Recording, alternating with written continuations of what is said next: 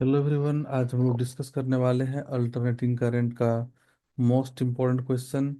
और इस सीरीज का ये पार्ट वन है। काफ़ी इंपॉर्टेंट है जे नीट एंड क्लास ट्वेल्थ के लिए। हम लोग बिल्कुल बेसिक लेवल से एक हाई लेवल तक जाएंगे, जो कि आपका जेई और नीट और क्लास ट्वेल्थ सब के लिए इम्पोर्टेंट है। तो आप लोग अगर इस सीरीज को स्टार्टिंग से लास्ट तक देखते हैं तो गारंटी है कि आपको सारा टाइप का हम क्वेश्चन करवाएंगे। प्रैक्टिस जो भी क्वेश्चन सिलेबस में है वो सारा यहाँ पर हम लोग डिस्कस करेंगे। तो चलिए हम लोग स्टार्ट करते हैं आज का पहला क्वेश्चन।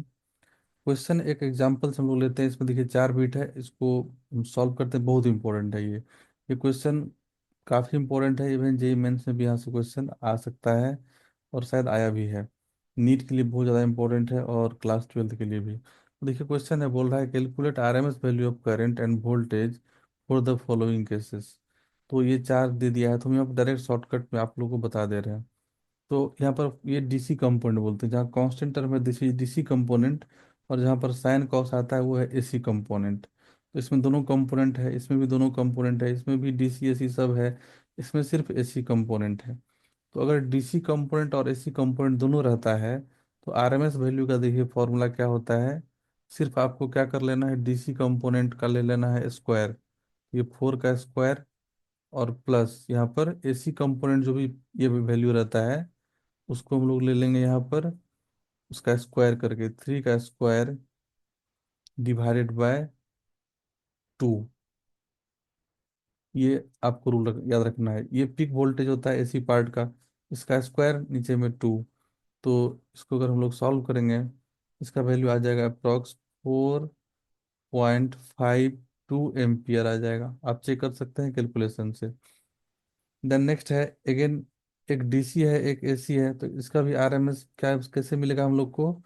डायरेक्ट पहले हम लोग को डीसी कंपोनेंट का स्क्वायर ले लेना है।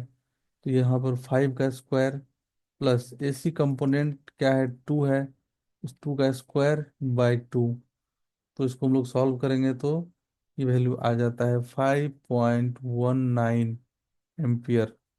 तीसरा पार्ट है, इसका आरएमएस हम लोग को फाइंड करना है।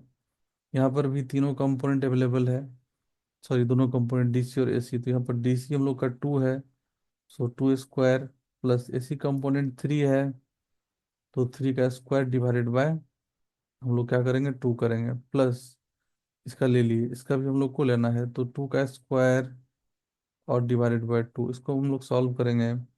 ये वैल्यू 3.24 के अप्रॉक्स आएगा। नेक्स्ट हम लोग का है, यहाँ पर ओनली एसी कंपोनेंट है, तो यहाँ पर हम लोग डायरेक्ट यहाँ पर आरएमएस एसी कंपोनेंट से ही फाइंड कर लेंगे। तो पहला एसी कंपोनेंट यहाँ पर 1 है, सो 1 का स्क्वायर बाय 2 प्लस यहाँ पर 2 है, तो 2 का स्क्वायर डिवाइडेड बाय 2, और यहाँ पर है 3, सो 3 का स्क्वायर डिवाइडेड बाय 2। तो अगर हम इसको सॉल्व करते हैं तो इसका वैल्यू आपको आ जाएगा 2.64। एक चीज़ इंपॉर्टेंट है, यहाँ पर एंगल डिफरेंट है तो आप लोग को टेंशन नहीं लेना है। ये फॉर्मूला भी यहाँ पर वैलिड है, एंगल डिफरेंट रहने से भी काम करता है ये फॉर्मूला। तो ये काफ़ी इंपॉर्टेंट है, डीसीएससी दोनों का हम लोग देखें आरएमएस। देन नेक्स्ट देखिए क्वेश्चन है, बोल रहा है an alternating current in a circuit is given by I equal to 20 sin 100 πt plus 50, sorry 0.05 pi. The RMS value and the frequency of current respectively are. तो देखिए सबसे पहले RMS value तो बहुत आसान है, हम लोग फाइंड कर सकते हैं, पीक वैल्यू डिवाइडेड बाय √2। तो पीक वैल्यू कितना है आप देख सकते हैं, ये है पीक वैल्यू I0। तो ये हो जाएगा 20 divided by √2।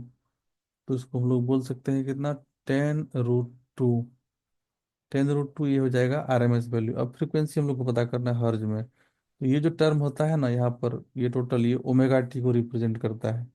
So omega T का वैल्यू कितना है, 100 πt। हम लोग बोल सकते हैं ओमेगा का वैल्यू यहाँ से आ गया 100 π। सो 2 π × f फ्रीक्वेंसी इक्वल टू 100 π। अब हम लोग यहाँ पर देख लेते हैं, पाई कैंसिल हो गया, तो आप देख सकते हैं एफ का वैल्यू आ जाएगा 100/2। सो एफ इक्वल टू 100/2 मतलब हम लोग बोल सकते हैं क्या, 50 हर्ज। आरएमएस 10√2 और फ्रीक्वेंसी 50 हर्ज। तो ऐसा ऑप्शन सी में है, C correct answer. Next question है, 220 वोल्ट 50 हर्ज AC is applied to a resistor, the instantaneous value of voltage is।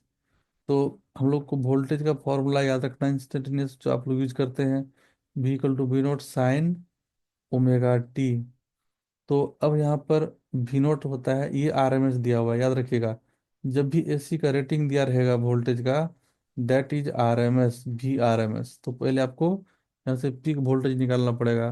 तो VRMS होता है पीक वोल्टेज डिवाइडेड बाय √2। तो यहाँ से हम लोग को पीक वोल्टेज हो जाएगा √2 टाइम्स VRMS। तो ये हम लोग का आ गया √2 टाइम्स 220। VRMS 220 दिया हुआ है, तो हम लोग को यहाँ लिख देते हैं इसको 220 √2। ये हम लोग का आ गया 220 √2 पीक वैल्यू। तो पीक वैल्यू हम लोग को मिल चुका है। अब फ्रीक्वेंसी हम लोग को यहाँ पर पता करना है, ओमेगा पता करना है। फिर हम लोग इक्वेशन लिख लेंगे।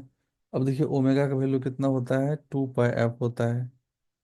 तो 2πf, एफ हम लोग को दे दिया है यहाँ पर, this is frequency hertz F. तो ओमेगा हम लोग का आ गया 2π × 50। So this is 100π, 100π। तो ओमेगा टी कितना हो जाएगा यहाँ पर, हम लोग लिख लेते हैं इंस्टेंटेनियस वोल्टेज का value. V note that is 220 √2 sign omega T means 100πt।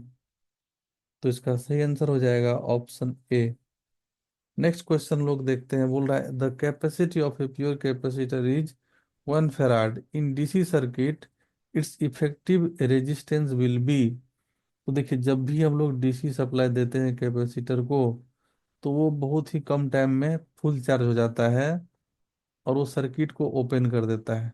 Capacitor circuit को ओपन कर दिया, यहाँ पर करंट हो गया जीरो। DC में इमीडिएटली करंट जीरो हो जाता है। करंट जीरो का मतलब क्या हो गया, यहाँ पर ये सर्किट में इनफाइनाइट रेजिस्टेंस ऑफर कर दिया, तभी तो करंट नहीं जा पाएगा। तो इसका सही ऑप्शन हो जाएगा option B, infinite. Next question है the reactance of 25 microfarad capacitor at the AC frequency of 4000 hertz is।